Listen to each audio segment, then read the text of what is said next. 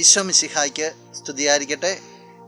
പ്രിയ സഹോദര സഹോദരി, നിനക്ക് നല്ല ഒരു ദിവസം നേരിയാണ്. ഈ ഈശോ ഒന്ന് നിൻ്റെ ജീവിതത്തിലേക്ക് കടന്നു വന്ന് നിന്നെ അനുഗ്രഹിക്കട്ടെ എന്ന് പ്രാർത്ഥിക്കുക. ഈശോയുടെ പിന്നാലെയാണല്ലോ നമ്മുടെ യാത്ര. ഈശോയുടെ പിന്നാലെ യാത്ര ചെയ്യുമ്പോൾ ശ്രദ്ധിക്കേണ്ട ഒരു കാര്യത്തെക്കുറിച്ച് ഈശോ ഇപ്രകാരമാണ് സുവിശേഷത്തിൽ പറഞ്ഞു വച്ചിരിക്കുക.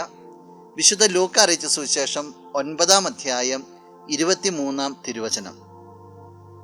അവൻ എല്ലാവരോടുമായി പറഞ്ഞു, ആരെങ്കിലും എന്നെ അനുഗമിക്കാൻ ആഗ്രഹിക്കുന്നെങ്കിൽ അവൻ തന്നെ പരിത്യജിച്ച് അനുദിനം തൻ്റെ കുരിശുമെടുത്തുകൊണ്ട് എന്നെ അനുഗമിക്കട്ടെ. തന്നെ പരിത്യജിച്ച് അനുദിനം കുരിശുമെടുത്ത് ഈശോയുടെ പിന്നാലെ അല്ലട്ടെ എന്ന. നിന്നിലെ നിന്നെ നീ ഇല്ലായ്മ ചെയ്യണം. നിന്റെ ജീവിത ക്ലേശങ്ങളിൽ നീ ഓടരുത്. അത് വഹിക്കാനുള്ളതാണ്. അത് വഹിച്ചുകൊണ്ട് ഈശോയുടെ പിന്നാലെ പോകാനുള്ളതാണ്. സഹനങ്ങളിൽ നിന്ന് ഒളിച്ചോട്ടമില്ല. അതുപോലെ തന്നെ നിന്നിലെ നീയും ചെറുതായി വരണം. അപ്പോൾ ഈശോയോട് ഒട്ടിച്ചേർന്നിരിക്കാൻ നിനക്ക് സാധിക്കും.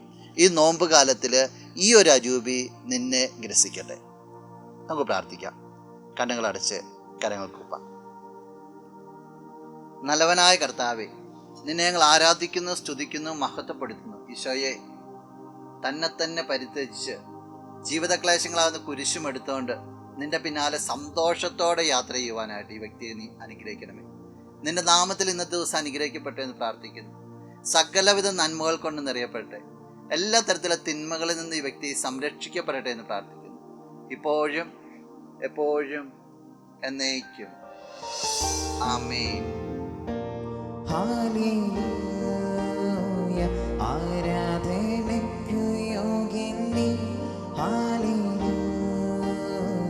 മരണത്തെ ജയിച്ചവനെ എൻ ചങ്ങലകൾ തകർത്തു.